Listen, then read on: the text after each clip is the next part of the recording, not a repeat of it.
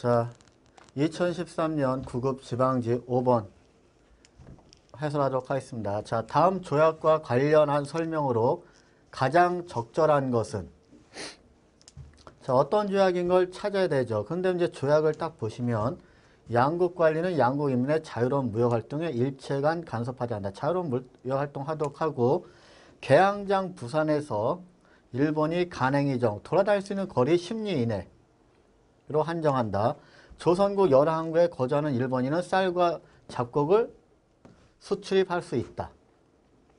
자, 이거는 어떠한 얘기냐? 이거는 뭐 사료로도 하도 많이 나오니까 여러분들이 기본적으로 알고 있어야 돼요.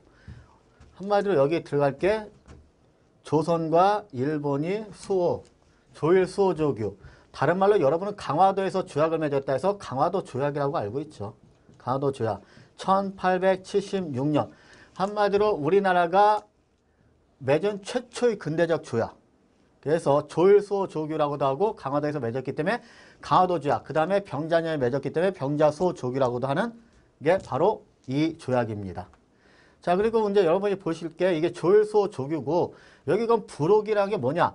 이 조약 안에 또 다른 이제 부록이 있는 거죠. 이걸 다른 말로 또 어떻게 나와 있는 책도 있냐면 속약. 한마디로 여기에 속한 약속, 속약이라고 써져 있는 경우도 있고, 무역규칙. 이렇게 무역규칙이라 써 있는 것도 있지만 예전에는 통상에 대한 장정. 그래서 통상,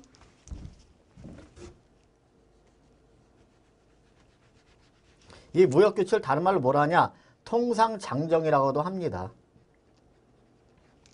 자, 그래서 다음 조약과 관련된 설명으로 가장 적절한 것은 조일소조규, 한마디로 강화도 조약이고, 거기에 부속 조약은 부록이 어떠한 것이 있고, 그 다음에 통상조약, 무역규칙은 어떠한 것이 있는지 간략하게 써놓은 겁니다.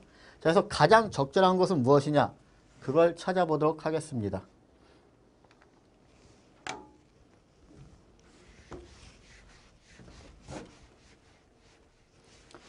자, 앞에 사료를 통해서 강화도 조약이라는 거 우리는 알았고요. 쌀 유출이 허용되면서 쌀값이 폭등하고 쌀의 상품화가 촉진되었다. 자, 바로 그냥 답이 나오네요. 일단 강화도 조약 때 통상장정이 있습니다. 무역규칙. 거기에 어떠한 얘기가 있었냐면, 여러분들은 1876년에 무역규칙, 그래서 그냥 무역규칙이라고도 하고 통상장정이라고도 하는데 비교를 좀 해볼 필요가 있어요. 1876년에는 무를 기억하시면 됩니다. 무. 이게 뭔 뜻이냐? 한마디로 우리나라에 있는 쌀이라든지 주로 쌀을 일본으로 수출해 갔는데 무제한이라는 얘기입니다. 무제한으로 수출해 갈 수 있다. 그리고 관세는 낸다, 안 낸다? 안 낸다. 무관세로. 무제한, 그 다음에 무관세로 수입을 하게 된다는 겁니다. 그래서 일본은 주로 우리나라 쌀을 엄청나게 사갔어요.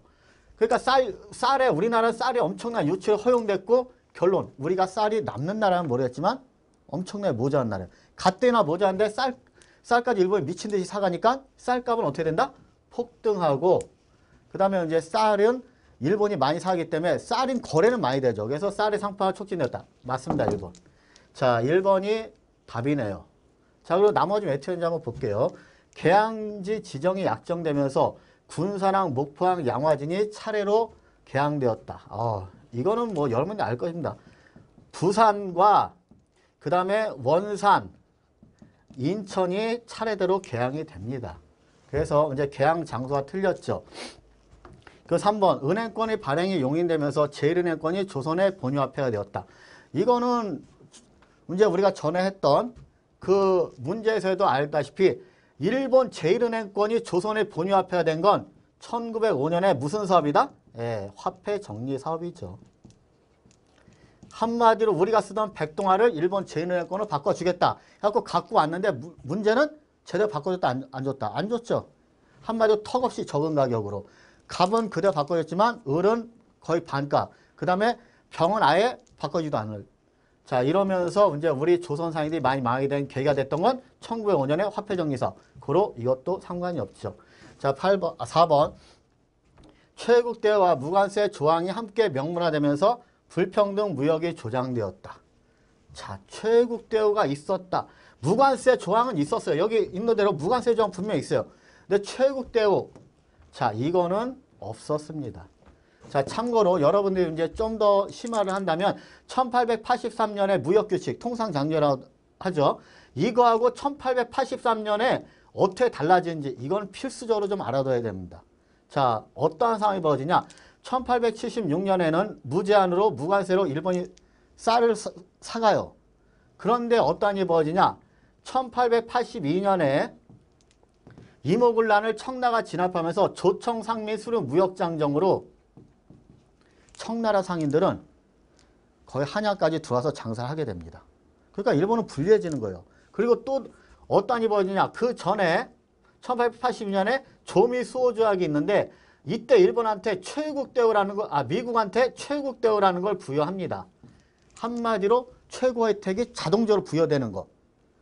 이런 걸 하니까는 일본은 이 권리를 엄청나게 갖고 싶었어요. 그래서 83년 어떠냐. 우리 무역 고쳐줄게. 야, 우리가 너무 무제한으로 사가는 거 좀 문제가 있지 않니? 우리가 너무 무제한적으로 사려면 곡식 유출을 막는 명령을 니네가 내릴 수 있도록 해줄게. 해서 무슨 영을 우리가 갖게 되면 방공령을 갖게 돼요. 그리고 우리 관세 낼게. 관세 낼게. 자, 대신 무슨 대우를 해달라? 최국 대우를 해달라는 겁니다. 그래서 최국 대우는 1870년 강화도 조약 때가 체결된 게 아니라 1883년에 들어갑니다. 고로 4번도 틀렸죠. 그래서 답은 1번이 됩니다. 그래서 여기에 대한 내용은 여러분들이 일단 기본적으로 강화도 조약에 대한 걸 아시는 거고, 또 하나는 1876년에 통상장정과 1883년에 통상장정이 어떻게 다른지까지 아시면은 뭐 완벽하게 문제를 풀었다고 할 수 있습니다. 자, 6번. 기억의 정치기구에 대한 설명을 옳은 것은? 이거 별표 치셔야 됩니다. 왜냐? 이거 고려의 정치기구인데 굉장히 자주 나오는 겁니다. 그리고 약간 어렵게 나오면 조금 굉장히 헷갈리는 게 바로 고려의 정치기구입니다. 자, 기억의 정치기구에 대한 설명으로 옳은 것은 도병마산 성종 때 처음 설치되어 국방문제를 담당하였다. 원간섭기의 기억. 자, 도병마사라는 게 도평의사사로 바뀝니다. 자, 그리고 이 도평의사사는 도당으로 불립니다. 그리고 원간섭기 때 최고 권력의 핵심 기구가 됩니다. 그래서 원간섭기 때 어떻게 보면 친원파, 권무세력들이 여기 모여서 모든 일을 다 결정해버리는 거예요. 자, 그런 정치구에 대한 설명으로 옳은 것은 1번 도당으로 불렸으며 조선 건국초에 폐지되었다. 그냥 바로 1번의 답이 나오네요. 자, 도당으로 불렸다 얘기 분명히 드렸고요. 조선 건국초에 폐지되었다. 자, 조선 건국초에 이 도평의사사가 어떻게 보면 친원파들이 모여갖고 지멋대로 국정을 농락하던 기구였거든요. 최고 통치였고. 그러니까 이제 조선 건국초에 어떠한 일이 벌어지냐. 이 도평의사사의 권한을 이제 다른 곳으로 다 이관시키죠. 그래서 태조 때는 삼군부로 군사 기능을 이관시키고 정종이나 태종을 거쳐서 의정부가 최고 기구, 의사 결정 기구가 되고, 자, 그러면서 자연히 도평의사사는 그 기능이 사라지고 폐지되게 됩니다. 고로 당연히 1번이 답이 되죠. 자, 그리고 2번 법제의 세칙을 만드는 고려의 독자적인 기구이다. 이게 이제 조금 이제 설명을 하면 굉장히 길어지는데, 그래도 여러분들이 단지 문제답만 아는 게 아니라 어느 정도 알아야 되기 때문에 설명을 드리겠습니다. 자, 일단 조선 고려의 통치기구를 보면은 고려는 이성육부의 통치기구를 갖고 있습니다. 이성육부. 자, 그래서 최고의 기관으로 두 개, 중서문화성과 상서성이 있고, 이 상서성 밑에 상서성 육부를 관장하게 됩니다. 그래서 중서문화성, 상서성, 이성육부 체계. 그리고 또 하나 왕명의 출납과 군사 기밀을, 국가 기밀을 담당하는 중추원이 있죠. 요 세 개 굉장히 중요한 기구인데, 자, 이 중서문화성은 신하들이 어떻게 구성되어 있냐. 2품 이상의 신하들은 재신이라고 불립니다. 그리고 2품 이하는 낭사라고 불리죠. 재신과 낭사. 그 다음에 중추원의 2품 이상의 고위직들. 2품이라면 지금의 문제 장관급들입니다. 그러니까 그런 고위직들은 2품 이상은 추밀, 그 이하는 승선, 이렇게 불리죠. 자, 그래서 어떠한 게 있냐. 고려시대는 특이한 게 자, 2품 이상의 재신들, 중서문화사의 재신과 중추원의 추밀들, 한마디로 짱급들이 모여서 회의를 합니다. 이걸 우리는 제추회의라고 하고, 이 제추회의는 두 가지가 있습니다. 군사에 관련된 제추회의를 뭐라 하냐? 도병마사. 자, 그리고 여기처럼 법제의 세치, 그 다음에 의례에 대한 그런 거를 결정하는 게 뭐가 있냐? 식목도감이 있습니다. 그래서 이런 재신과 추밀이 모여서 하는 최고 회의가 제추회의고, 이 2번은 여기에서, 그리고 이거는 고려의 독자적인 겁니다. 그러니까 중국에는 없다는 거죠. 독자적인 기구며 법제의 세칙을 만드는 건 식목도감이다. 고로 2번은 식목도감이 되고 답이 될 순 없습니다. 도평의사사를 얘기하니까요. 자, 그리고 정책을 집행하는 기능을 담당했으며 그 밑에 6부를 뒀다. 중서문화성에서 최고 기구예요. 여기서 모든 정책을 결정, 그럼 상서성은 그걸 집행할 때 6부를 관여하면서 집행을 하죠. 고로 이거는 상서성에 대한 이야기입니다. 고로 당연히 틀리죠. 자, 그리고 관리 임명이나 법령의 개폐를 동의하는 서경권의 행사가 있다. 여기까지 나오면 이제 좀 더 복잡해지는데, 여기 보시면은 중서문화성에 낭사가 있어요. 중서문화성에 낭사 있고, 지금의 감사원에 해당하죠. 이제 관원들이 일 제대로 하나 안 제대로 하나 관리대 감찰 맡는 어사대가 있는데, 이 중서문화성의 낭사와 어사대의 관원을 대간이라고 부릅니다. 그리고 이들에게 있던 권한 중에 하나가 관리를 임명할 때나 법령을 바꾸거나 폐지할 때 동의하는 서경권을 줍니다. 자, 그래서 이거는 바로 대간에 대한 이야기입니다. 자, 그래서 여러분들이 여기서 꼭 기억해야 되는 거는 고려의 정치기구 이 정도는 반드시 알아둬야 된다. 이건 필수다 하는 겁니다. 그래서 요거는 어떻게 보면은 주로 많이 나오는 게 좀 전에 나온 것처럼 제추회의, 그리고 도병마사가 도평사사가 바뀌고, 그 다음에 또 하나 대간, 이런 것들은 좀 주의 깊게 보시길 바랍니다. 어쨌든 고려의 정치기구, 그래서 도병마사, 식목도감, 그리고 중서문화성의 낭사와 어사대 관원을 대간이라고 부른다. 그거는 꼭 기억하도록 하시기 바랍니다.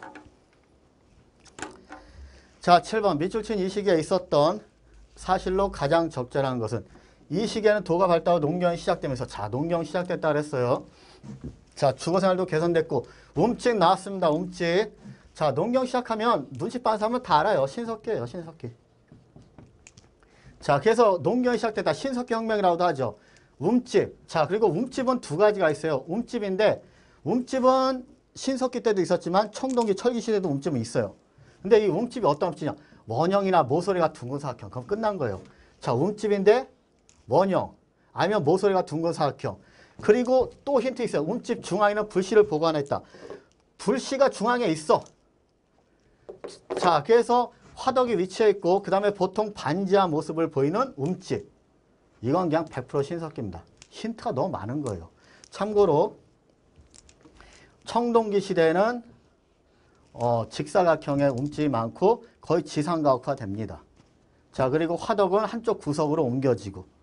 자, 그렇기 때문에 이건 신석기 때가 확실하다. 자, 그럼 이 시에 있었던 사실로 가장 적절한 것은 소를 이용한 밭갈이 농사를 시작하였다. 이 밭갈이 농사에 대한 이야기는 우리나라는 좀 어떻게 보면은 이 기록이 좀 늦어요. 소를 이용한 밭갈이, 어떻게 보면 이거는 이제 유식한 말로 우경이라고 하거든요. 소를 통해서 이제 경작을 한 건데, 이 우경에 대한 최초의 기록은 6세기 신라 지중왕 때 나옵니다. 물론 이건 최초의 기록이고 그 이전부터 우리는 당연히 소를 이용해서 경작을 했다고 알고 있어요. 근데 어쨌든 그래도 이건 거의 철기 시대부터라고 추정이 되고, 자, 그래서 일단 틀립니다. 고인돌과 돌널 무덤이 많이 만들어졌다. 이건 그냥 무조건 청동기입니다. 자, 우린 신석기를 찾으니까 틀렸죠. 빗살무늬 토기와 가락바퀴가 제작되었다. 이게 바로 신석기죠. 그래서 답은 3번입니다. 그리고 한국식 동검이라 일컫는 세형 동검을 사용하였다. 만약에 여기서 비파형 동검이 나왔다. 그럼 청동기예요. 자, 근데 비파형 동검이라고 있습니다. 비파형 동검. 자, 이 비판동검은 뭐냐? 청동기 시대에 유행했던 동검인데 이게 좀 더 날씬해지고 날카로워지고 세련돼졌어요. 이게 바로 세형동검이고 이 세형동검은 철기 시대에 나타납니다.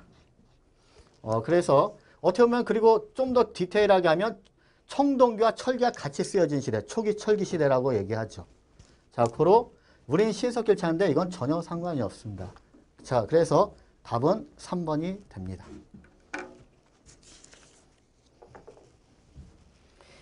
자, 이거는 이제 선사시대 문제고요. 거의 주는 문제입니다. 초기 국가, 부여, 고구려, 옥저, 동해, 삼한을 이야기하는 초기 국가. 그 다음에 이제 신석기, 구석기, 신석기, 청동기 시대를 찾는 이런 선사시대 문제는 여러분이 그렇게 어려운 거 안 나오거든요. 그러니까 꼭 맞춰주셔야 됩니다. 자, 8번. 기역과 니은 인물이 수행한 활동으로 옳은 것은 자, 문무왕이 도성을 새롭게 짓고자 하니 누가 말하기를 비록 띠집이 따도 쭉 보니까 왕이 곧 그 성을 쌓는 것을 그만뒀다.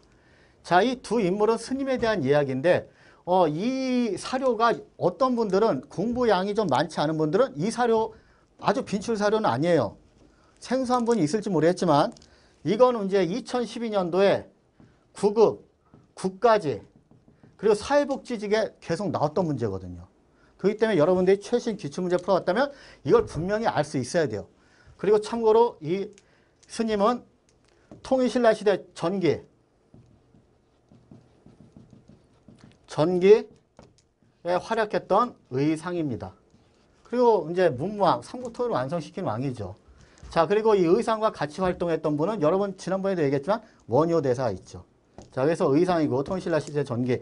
자, 그 다음에 딱 봤더니 니은 인물은 뭐가 있냐? 동문 10여인과 함께 살림에 은둔하고 하자. 각자 맡은 임무에 따라 결사한다. 이거는 빈출사료입니다. 이건 빈출사료고 이거는 진울이죠. 진울에 대한 이야기고 그럼 무슨 얘기냐? 수선사 결사입니다. 수선사 결사. 한마디로 결사운동이 고려 이제 후기 정도 되면은 결사운동이 벌어져요. 한마디로 불교 정화운동이죠. 그런데 이 불교 정화운동을 어디서 했냐? 수선사에서 했다 해서 수선사 결사라고 합니다. 참고로 이 수선사는 지금의 송광사입니다.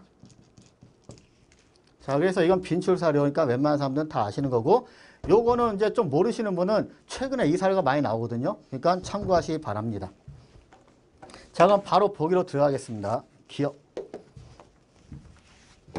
자, 이게 기역이고 이게 니은이죠. 기역. 황룡사 구추목탕의 건립을 왕에게 건의하였다. 자, 이거는 황룡사 구추목탕. 참고로 황룡사는 진흥왕 때 건립됐고 황룡사 구축목탑은 선덕 여왕 때입니다. 그리고 누구의 건의로 의해서 이루어졌냐? 자장의 건의로 이루어졌습니다. 그리고 선덕 여왕이나 진흥왕은 삼국통일 이전. 고로 우리는 통일신라 전기를 얘기하는데 말도 안 되는 얘기죠. 기억. 자, 세소오계를 만들어 젊은이에게 규범을 제시했다. 이 세소오계를 만드신 스님은 바로 원광입니다. 원광법사의 세소오계. 자, 그래서 세소오계는 진평왕 때고 이것도 삼국통일 이전.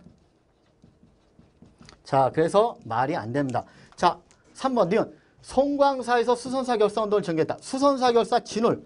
그리고 송광사를 예전에 뭐라 불렀냐? 수선사. 자, 이게 바로 답입니다. 그래서 3번이 답이고 4번 국청사를 중심으로 고려 천태종을 창시하였다. 고려 전기에 불교 통합운동을 펼쳤던 의천에 대한 얘기입니다. 이건 고려 전기입니다. 아, 그리고 이거는 이제 고려 중기 이후죠. 무신 정권 일어나고 그렇기 때문에 답은 4번은 틀립니다. 그래서 답은 3번이 됩니다. 자, 이번 강의 여기까지 하도록 하겠습니다.